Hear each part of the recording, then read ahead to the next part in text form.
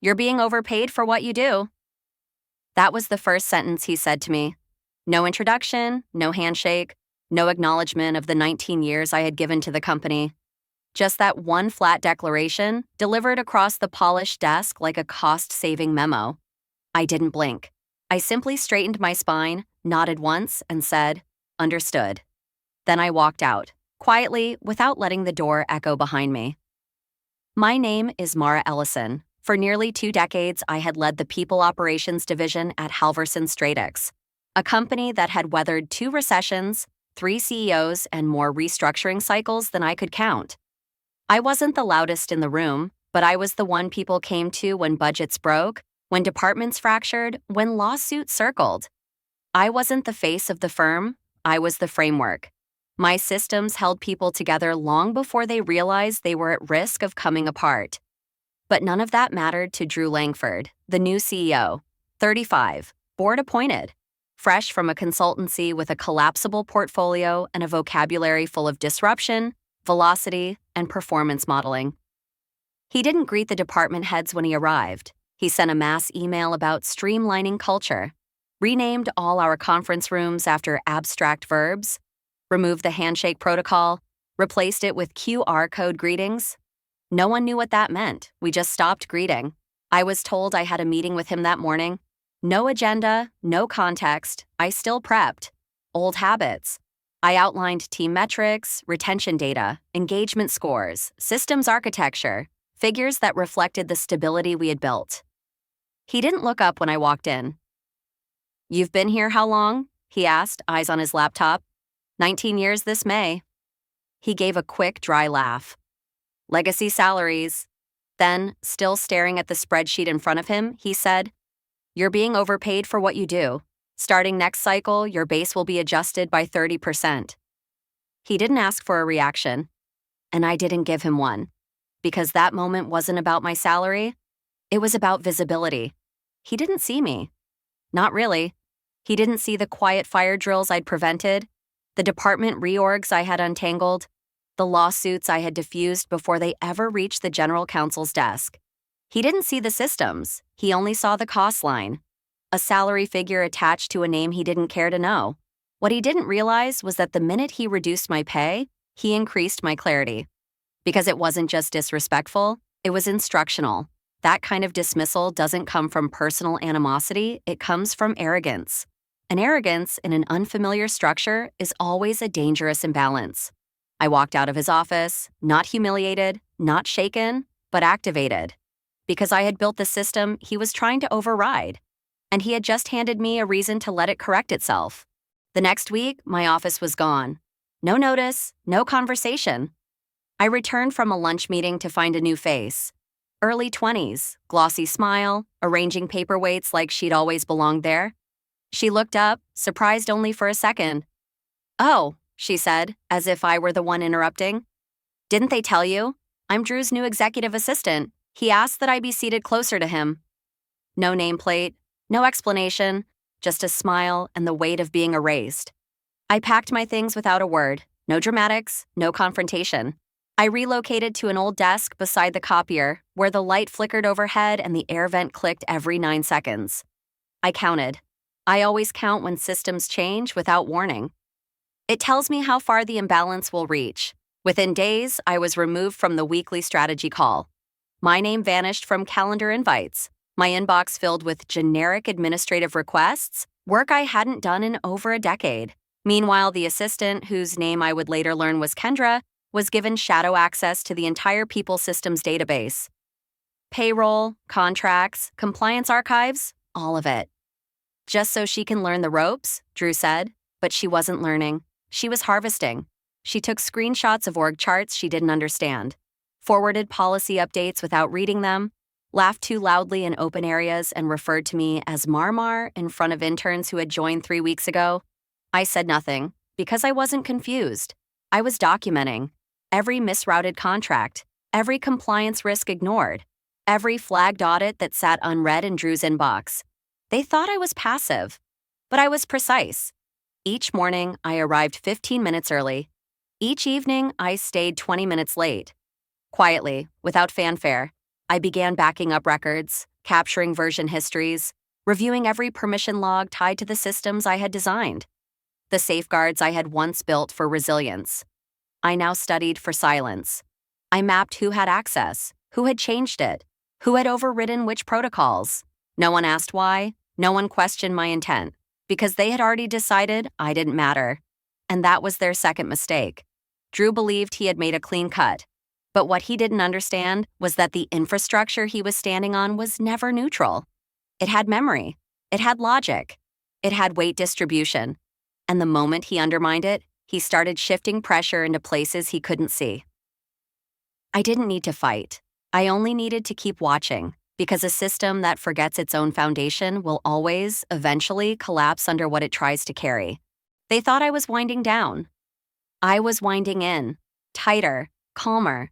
With every silent week that passed, I didn't fade. I focused. Each day I reviewed a different piece of our internal infrastructure. Not to preserve it, to understand what would happen when it failed. Because failure was no longer a risk, it was a timeline. I watched Kendra as she clicked through files she didn't comprehend. I tracked version edits, seeing her overwrite forms without logging changes.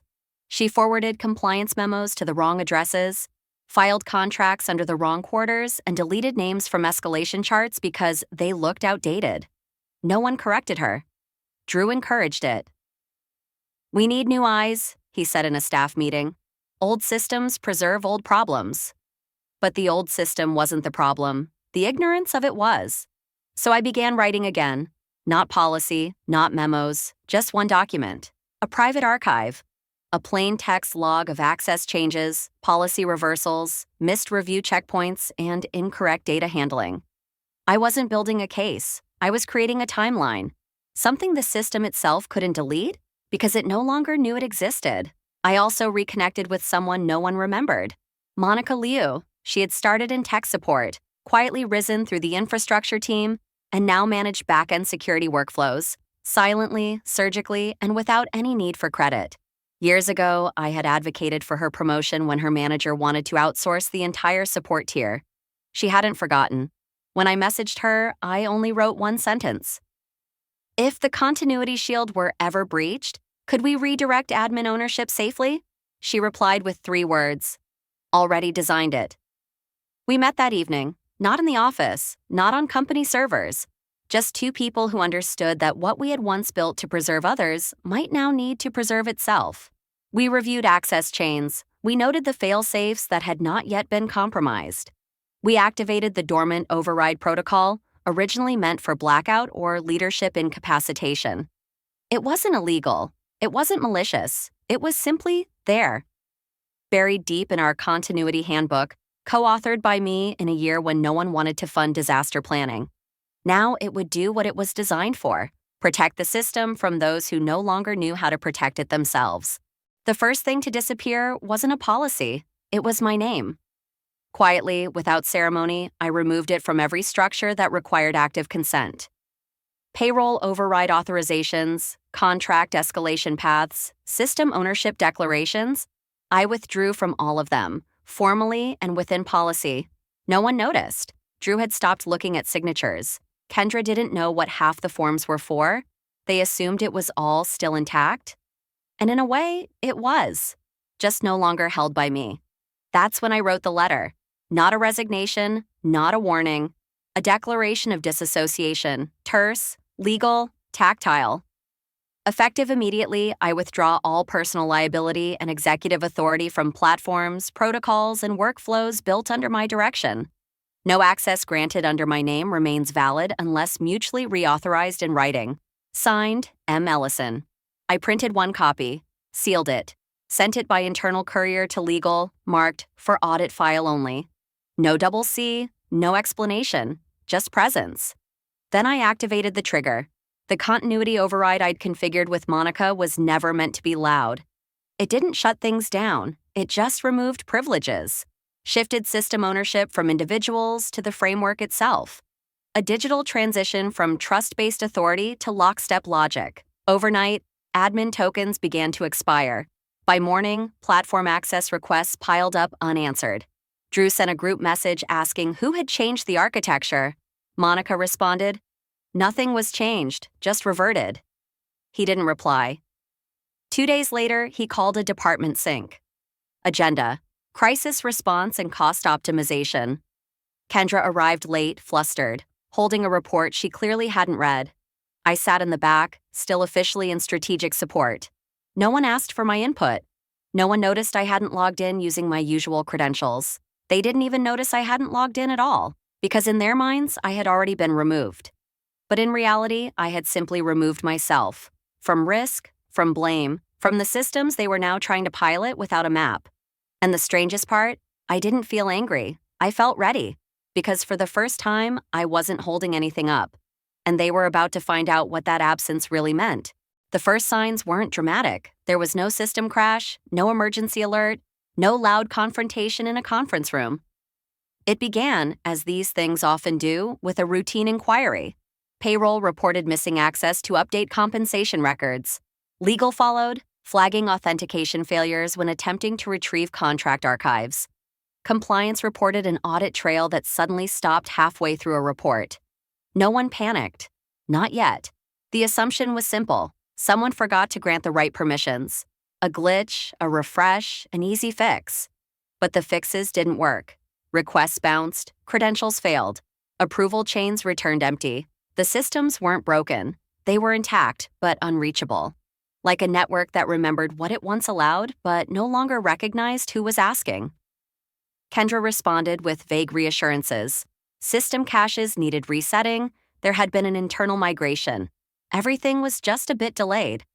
But there had been no migration, no roadmap, no change request documentation, no IT ticket, only systems asking for authority that no one could provide. And still, no one asked me. That part was almost poetic. They had spent weeks phasing me out of the narrative so thoroughly that it no longer occurred to them I might be the only one who could answer their questions. And so I watched, distant, calm, and entirely unbothered, as the structure began to strain beneath the weight of their assumption. Drew called a meeting. He labeled it process optimization, but the tension in the room made it obvious. No one spoke in complete sentences. Kendra walked in 10 minutes late, carrying reports she hadn't written, referencing data she hadn't understood. And when Drew asked if the compliance system could be restored before the client review, her answer was confident, but hollow. That was the moment the first resignation came through. One of the directors I had mentored 5 years ago submitted her formal notice, citing organizational misalignment. No elaboration, no transition memo, just a clean, silent exit. She was followed by 2 more in the same week. Their roles weren't filled. Their workloads were redistributed to project managers who weren't briefed. Errors multiplied, slowly but visibly. A benefits renewal cycle stalled. A hiring requisition form routed itself into a loop. Legal didn't get a chance to review a vendor renewal, and the contract auto-expired. From the outside, nothing had fallen. But on the inside, the floor was beginning to shift, and I wasn't surprised. Because none of this was sabotage. None of it was vengeance. It was consequence. The system wasn't rejecting people. It was simply functioning without the one thing they never learned to value: stewardship. They had removed the person who held the logic, the memory, the subtle pressure points that made the machine move smoothly. And now they were watching it drag under its own weight. No one noticed the silence until it replaced their certainty. But I had seen it coming long before the lights began to flicker. Each morning brought a new friction point, a permissions error here, a data sync delay there. Security clearance gaps began appearing in vendor access, employee portals failed to load correctly, and performance review tools began auto-expiring long before their deadlines. At first, these were brushed aside as ordinary misalignments, glitches to be assigned, delegated, postponed. But they didn't resolve. They multiplied. They fed into one another, because the system they inherited wasn't designed to run on autopilot. It was designed to be stewarded. And they had removed the one person who knew how. By the end of the second week, the leadership dashboard stopped syncing with internal KPIs. HR analytics stalled. Turnover tracking, once a real-time snapshot of company health, went dark. Drew asked IT to perform a deep sweep. Monica responded through proper channels, noting that no anomalies were detected. The system, she wrote, was operating within expected parameters. She didn't elaborate. She didn't have to. because the issue wasn't inside the system, it was around it. What Drew and Kendra failed to understand was that the infrastructure didn't fail because it was fragile. It failed because it had been built to require care, the kind of care that doesn't show up on spreadsheets, the kind that lives in memory, in consistency, in the steady presence of someone who sees problems 2 steps before they happen. When that presence is removed, the structure doesn't explode. It frays, it hesitates, and eventually it ceases to respond altogether. The client portals began timing out. One of our largest partners, a global logistics firm, emailed requesting clarification on recent delays in contract fulfillment. The message was short, professional, and unmistakably cold. I didn't reply. That wasn't my job anymore. But I saved a copy of the email anyway because it confirmed what I already knew. The unraveling was no longer internal. It had reached the surface. That same afternoon, another resignation came through. This time, a lead in compliance. No warning, no meeting. Just a quiet message to the internal comms team requesting the removal of her profile from the org chart. She had been there for 9 years. She didn't leave out of fear. She left out of clarity. The kind that only comes when you realize the work you believed in has been handed to someone who never learned how to carry it. Word began to travel, not loudly, not in gossip, but in tone. Conversation shortened. People stopped volunteering for cross-team initiatives. Project managers began double-checking access logs, not because they were instructed to, but because they no longer trusted the flow. The company hadn't collapsed, but it no longer felt anchored. And even those who hadn't yet named the shift could feel it. They started asking where I had gone, not directly, but quietly, in passing, with a kind of tone that said they weren't asking if I was coming back. They were asking if there was still something left to come back to. And that was the moment I knew the unraveling was complete, because by the time people start remembering your absence more clearly than they ever acknowledged your presence, the system isn't failing. It's already failed. The official breakdown began on a Tuesday. I remember the exact time because a former colleague texted me at 9:13 a.m. It was a screenshot. The payroll system dashboard read, "Administrator access revoked, contact primary system owner." And underneath it, a timestamp that no one could override. There was no primary system owner anymore. They had removed her. Throughout the day, notifications spread. The HR platform refused to generate offer letters. The compliance interface locked itself into archived view. Onboarding systems began looping through null fields. From the outside, the company still looked functional. Emails went out. Zoom links still connected. But beneath it, the infrastructure no longer moved. No one knew where decisions were supposed to land. And without that spine, nothing stuck. Drew convened an emergency operations meeting. I wasn't invited, of course, but I didn't need to be. The aftershocks were public. By noon, 5 department heads had pinged legal for policy clarification. By 3, IT confirmed that several back-end logs had been scrubbed of trace metadata, something Monica had done weeks earlier per protocol. And by 5, a quiet but undeniable realization settled across the leadership floor. The company's core people systems were no longer accessible. Not damaged, not deleted, just unreachable. No one panicked, not yet.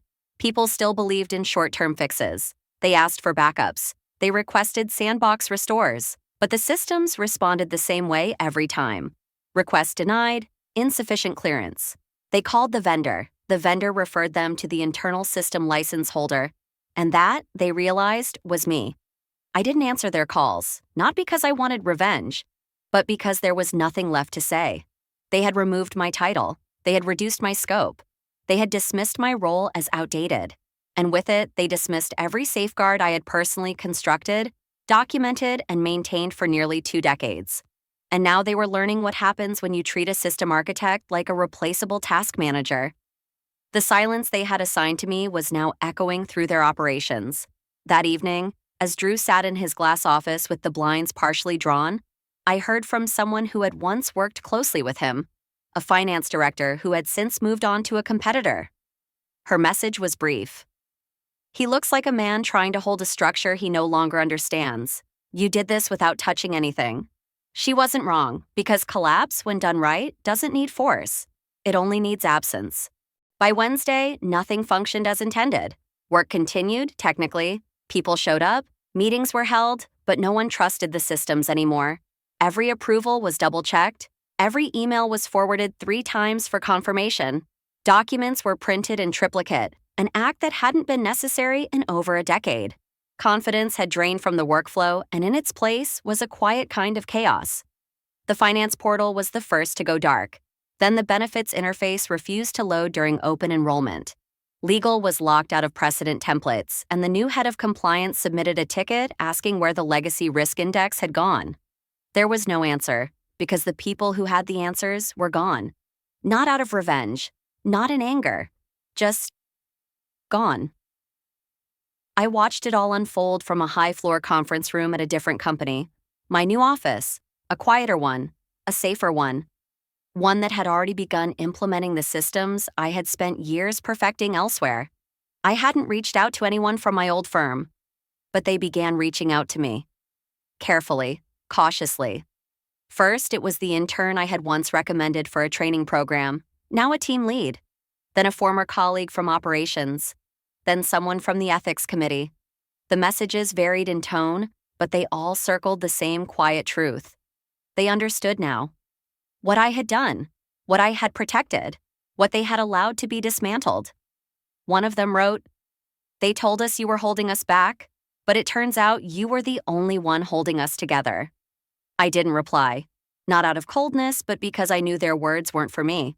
They were for themselves, for the part of them that had watched my removal in silence and now understood what it had cost them. Back at Halverson, Drew began shifting blame. He blamed the vendors, then the legacy systems, then uncoordinated transitions. But the board had already requested an external audit. That was the final thread, because an audit doesn't just ask what went wrong, it asks who knew and who allowed it. I had kept records, not because I planned to expose anything, but because documentation is what professionals do when others forget how memory works. I had no intention of weaponizing it. I didn't need to. The system was already doing that on its own. Later that week, a press release was issued. Polished, neutral, forgettable. Drew was stepping down to pursue new opportunities. The words said nothing, but the silence behind them said everything. Kendra was gone 2 days later. No announcement, no farewell email, just an empty desk and a missing name from the directory. The organization didn't collapse in a blaze. It unraveled, then sagged, then finally fell into itself. Quietly, predictably, without a villain, without a hero. Just cause and effect, playing out exactly as it always does when ego tries to replace experience. They hadn't fired me. They had released the one thing they never knew they needed. And in doing so, they finally learned the difference between managing a system and understanding one. The request never arrived in formal language, but it didn't need to. The signs were quiet, deliberate, threaded into the kinds of conversations that come after a storm has passed, and leadership finally realizes which structures were load-bearing all along. A message from an old contact on the board, framed as a casual check-in, a coffee invitation from someone who hadn't spoken to me in years, now mentioning strategic continuity and restoring operational trust. Even Monica forwarded me a company-wide note she thought I should see. An open call for temporary advisors to help re-stabilize core people systems. None of them said my name, but they didn't have to. They weren't asking me to return. They were hoping I hadn't fully left. By then, I was already seated in a different office, under a different roof, surrounded by a different kind of quiet. Not the silence that comes from being overlooked, but the space that opens up when you're finally allowed to build without interference. The new company wasn't louder. It wasn't flashier. But it recognized something my former employer never had. That value isn't earned by staying in the room longest or speaking the most eloquently. It's measured by what still functions when everything else begins to fail. I began slow, not by redesigning policies or launching initiatives, but by restoring memory. Mapping systems not just by function, but by intention. Naming assumptions that had gone unquestioned for years. Restructuring delegation flows so that authority didn't disappear in the absence of one title. These were the kinds of things no one celebrated in quarterly slides, but everyone felt when they were absent. I wasn't recreating my old work, I was refining it, this time in a place that knew what it was receiving. People didn't approach me with performance decks, they came with real questions, real frictions, asking not how to scale faster, but how to scale without breaking the people carrying the weight. One afternoon, a mid-level strategist lingered after a session, a paper note folded in her hand. She waited until the others had left, then placed it gently on my desk. "You reminded me that resilience doesn't have to be loud," it said, "and that leaving quietly doesn't mean you disappear." I reread it once after she left, not because I needed the recognition, but because it confirmed something I had never said aloud. Not to her, not to myself. That perhaps legacy doesn't reside in what we build when we're allowed to finish. Perhaps it lives in what continues to stand, even after we've been removed. And in this new space, where no one asked me to prove what I already knew, I felt something shift. Not a resurgence of ambition, not triumph. Just clarity. The story didn't end when the systems failed. It didn't end when Drew stepped down or when compliance swept quietly through the corridors he once commanded. It didn't even end when Kendra's name vanished from the org chart overnight. Stories like this never end at the collapse.